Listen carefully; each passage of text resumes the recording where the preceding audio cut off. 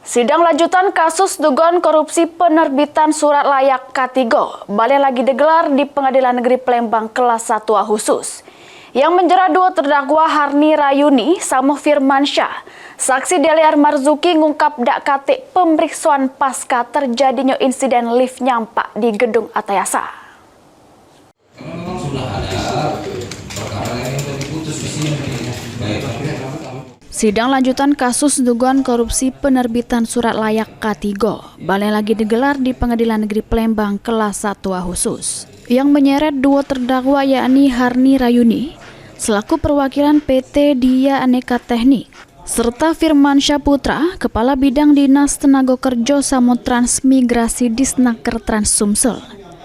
Sidang ini dipimpin Majelis Hakim Midiil Amin, Jaksa Penuntut Umum Kejari Palembang dengan ngadir kedua saksi yang merupakan terpidana jero kasus ini, yakni Deliar Marzuki selaku Kadis Naker Trans Sumsel sama Alex selaku staf pribadi Kadis.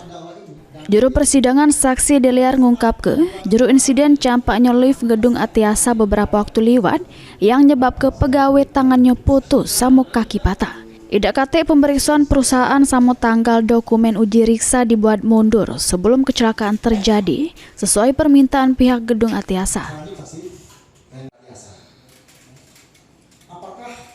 Apakah uji riksa yang dikeluarkan oleh perusahaan terdakwa ini dibuat tanggal mundur sebelum peristiwa jatuhnya lift? Sesuai dengan permintaan dari Atayasa, minta mundur kan? Minta mundur. Ya. Jadi benar dibuat mundur. Iya. Apakah itu surat keterangan K3 yang didasarkan dari uji riksa yang dikeluarkan oleh perusahaan terdakwa ini berupa yang dikenakan pungutan 650.000 per satu suket? Sudah termasuk di dalamnya.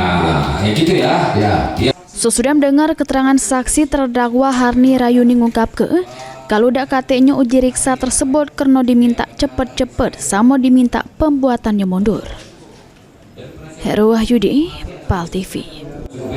Baik, dengan demikian kita tunda hari Rabu.